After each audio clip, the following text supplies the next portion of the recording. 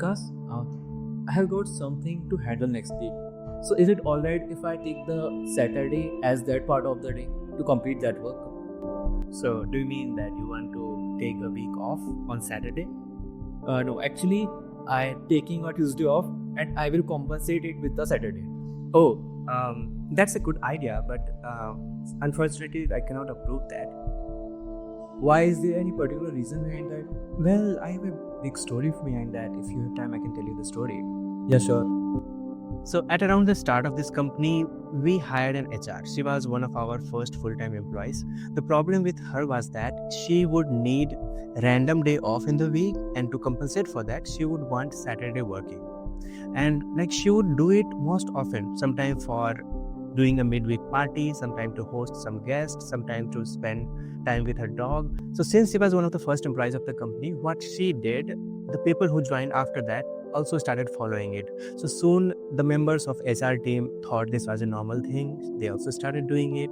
Then the developers joined the company. They also thought that this was the company's norm and they started doing it the same. But because I don't see any problem here, anyhow they are completing their billable hours.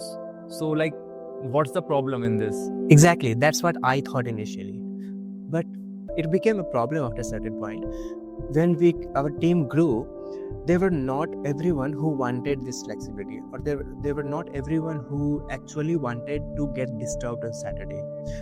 So when you work in team and one of the members is working on Saturday because he thought Tuesday was a good day to do party, other members are eventually getting disturbed because he would be doing some Slack messages, some calls, or maybe he is dependent on others for code review, merge, or some queries. So anyway, if one member of the team is working and other are relaxing at their home, they get disturbed. So that is the problem, and then those people started complaining. Got it. So quite like you, Vansh, as you thought, I also thought that approving Tuesday off to work on Saturday is not a bad thing. After all, people are compensating for their day off. But it happened other people started complaining because they were getting disturbed. That was the core reason we abolished this thing. Okay. We have blanket ban on this. We do not allow anyone to take midweek off and compensate that working on Saturday.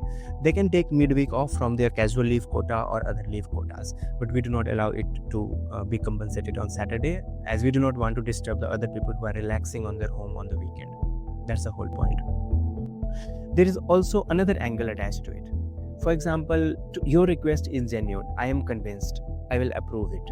Right. Next month, Paras can come to me and he would say, because Vansh's request was approved last month, my request should also be approved.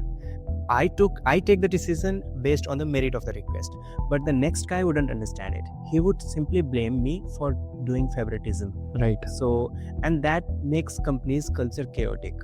If we start the door of making exception, the door is open, then everyone wants an exception. So we are strict about it. We do not allow Saturdays compensation for day off. Exactly. So Vikas, how did you end this chaos? Well, after getting experience of this situation, we came to realize that as long as decision making is dependent on a person, people are going to argue the decision. No matter how fair you are with the decision, no matter how much you have done research on the merit and demerits of the request, everyone who does not get what they want, they would blame you for doing favoritism, for being unfair to them. So at point we decided that we have to take off the decision making power from human beings. Of course, human beings are there to make the decision, but all those decision making has to be guided by written policies. And what the policies doesn't allow, the human being cannot do it. So only a limited power can be left in the hand of human beings. So policies, in my understanding, it's not just a guiding principle; it is also a shield for the decision-making authority. So every time decision-making authority doesn't want, maybe not able to satisfy someone's request, they can simply push it over to policy. They can say, hey, policy doesn't allow it, so how can I do it? No, it's easy for them also. So that is how policy helps us in such situations. Without written policies, every decision that you take, it feels personal. The people who is affected by the decision, they will be impacted, they will complain, they will take it personally, and things. chaos will be out of control. So we learned it hard way, but we learned it very soon. We focused on policy making. We made a policy for all the leave types. We made a guidelines on when to approve what kind of leave, and that way we ended this chaos. But because it seems that you are relying more on the papers rather than the humans, will it not affect the trust among us all? Well, not at all. The lesson I have shared aren't about losing trust in the people. They are about building systems that are backed by policies, but the decisions are still taken by human beings. Okay. So what policies are doing is that they are setting up a boundary. Outside the boundary, decisions can't go. But within the boundary, there is a freedom to take the decision. I believe in empowering employees for making decisions, trusting them. In fact, trust has been one of the biggest contributor to our company's growth. One of the best outcome of this philosophy has been watching the team members grow from fresher to leadership positions. Take Paras for examples. He started as a fresher. He was doing just entry-level coding tasks at the start of his career. Okay. Today he is leading a team. There are 4 more developers under him. Okay. He directly communicates with the clients, takes the requirements, and he gets the tasks done. So, and all of this in a matter of 1.5 years around. So how did this system build? This system was built on trust. If I had not trusted him for his work, if I had not given him the freedom to take his decisions, he would not have grown to this position. So trust and freedom to make decisions are crucial.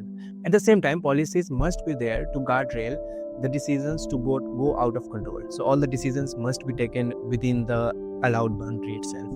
So that's the key. Okay, I got the point now. But as every setback teaches a lesson, this one taught us more than we could have imagined. Here is what we learned. Lesson number 1, rely on systems, not on person. Trust is important, but blind reliance can be dangerous. Even experienced employees need checks and balances, and decisions should be guided by systems, not by individuals. Lesson number 2, policies are the highest authority. This incident taught us that policies must be the ultimate authority, not individuals. Policies create consistency and fairness. When decisions are made based on written rules, it eliminates personal biases, reduces conflicts, and ensures everyone knows what to expect. Lesson number 3, flexibility must have a boundary. While flexibility can sound appealing, without clear boundaries, it creates confusion and resentment. Structured systems allow flexibility within limits, maintaining order and harmony. Lesson number 4, scrutinize every expense. As a self-funded startup, every dollar counts. We learned to evaluate cost critically and ensure every expenditure aligns our goals. Lesson number 5, strict screening before hiring. Rigorous screening ensures that we bring in employees who align with our values and goals. Our early recruits would know that we hired people just after one technical round. Not anymore. Our process is more rigorous now and requires several rounds of interviews. The result of implementing these lessons were game-changing. HR team's productivity increased by 80%, recruitment cost dropped by 50%, and the compensation package were reduced by 20% for similar roles. Employees adapted to a structured, policy-driven environment, fostering discipline and trust. Years later, our policies remain the backbone of the company. Today, no one, not even the founders and directors, is above these policies. If you are enjoying this story about the learning we had, hit that like button. It may help the aspiring entrepreneurs like you discover this video and save themselves from the pitfalls that we faced. Looking back, the biggest lesson we learned is this. Success isn't about hiring right people. It is about building systems that empower them to thrive. The structured approach have not only kept us growing, but have enabled the team, 90% of which work from home, to collaborate seamlessly and break all the productivity records, all while maintaining top-notch quality and timely delivery. Want to know how we do it? Check out this video on the screen and to see exact strategies that make it possible. Thanks for watching.